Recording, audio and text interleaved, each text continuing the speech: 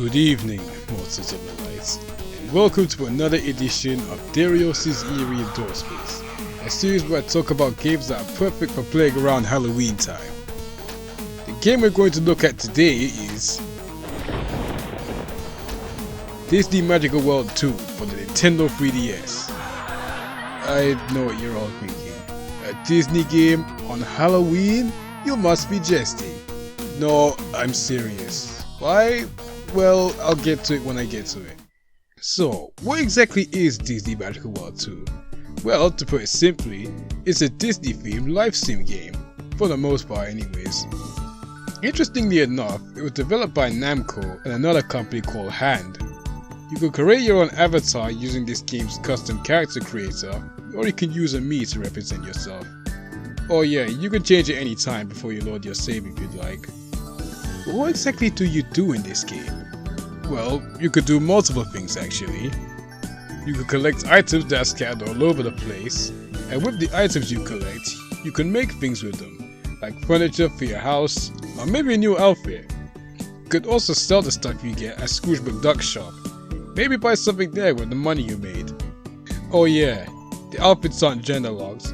Your character can wear every type of clothing, which is nice if you're into that sort of thing.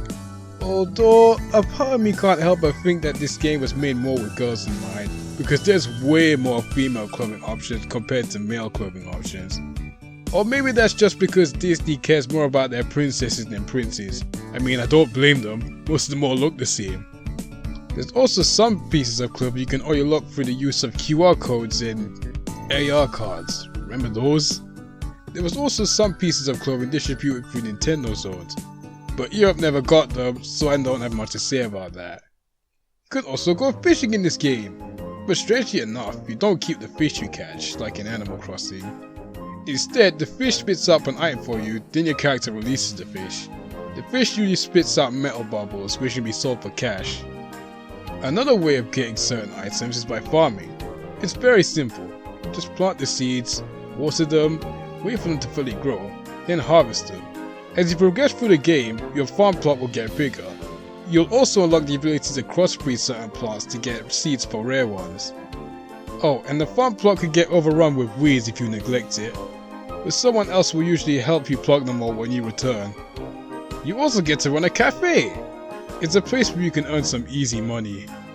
You make food with the items you gathered, and you can decorate the place similarly to how you decorate your house.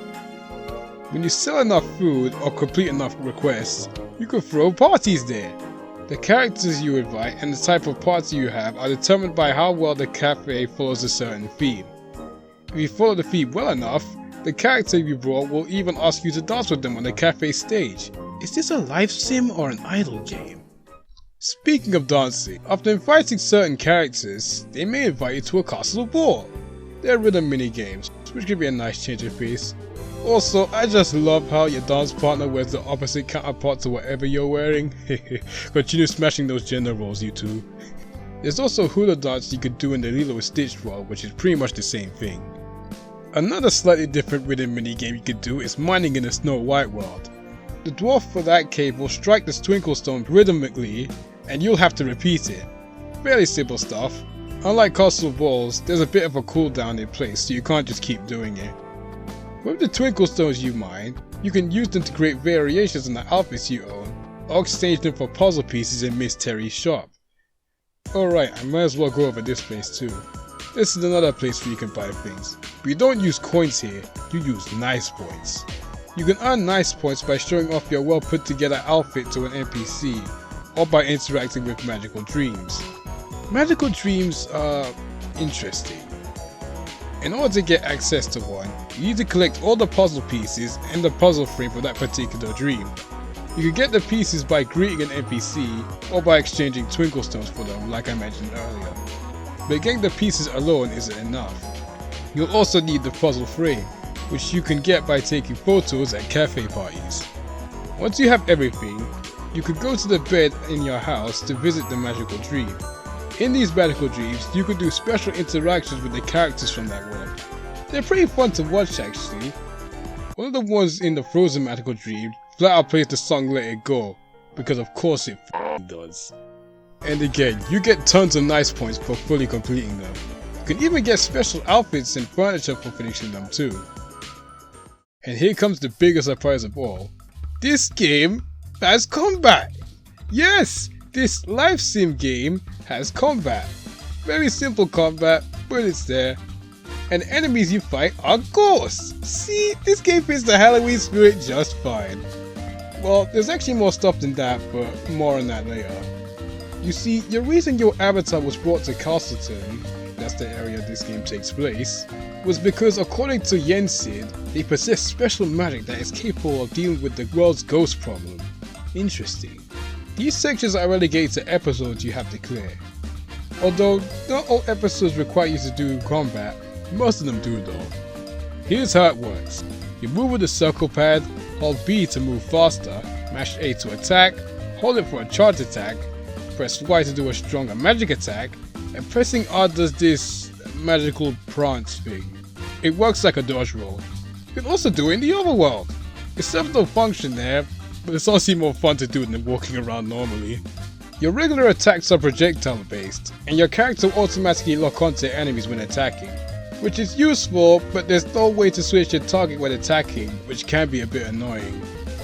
Your magic attacks are stronger than your normal attacks, but you can only use so many, indicated by the star meter on the right. The magic attack will have different effects depending on what one you're using. When you completely get rid of all the ghosts in a section, you'll get a power crystal.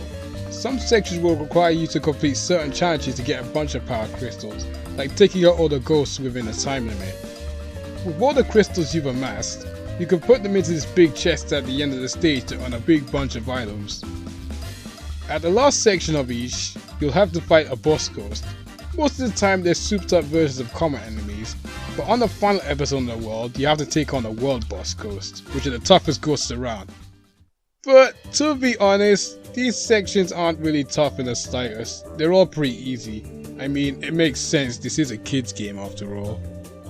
Even if you do kick the bucket, you can get back up immediately. It will cost you a crystal, but death is merely a slap on the wrist here.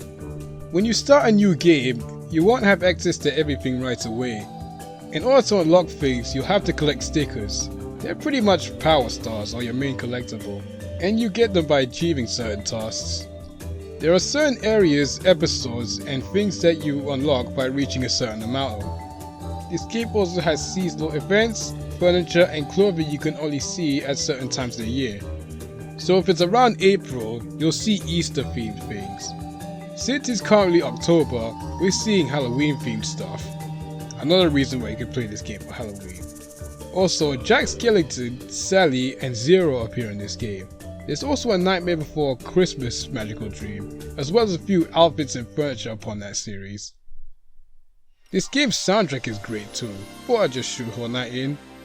This game's opening and credits theme, Sparkle Kageyaki or Shinjite, an absolute masterpiece. Give it a listen sometime.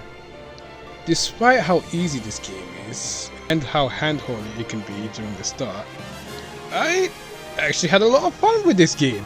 In fact, I got addicted to this game a wee bit. This game also reminds me a lot of Fantasy Life, a 3DS game I also like. I still wish I had some friends to play that game with. If you like Disney and you like life sims, pick this game up. Though good luck trying to get your hands on this game if you live in Europe or in Australia, because strangely enough, this game was actually pulled from the eShop. The first game is still there, weirdly enough. The copy I have was actually an import from Australia, so you may have to search around or pay a hefty price to get your hands on one. Well, that does it for this edition of Derios' Eerie Endorsements. I hope you all found this game as intriguing as I did. So thank you for watching, stay safe, and happy Halloween!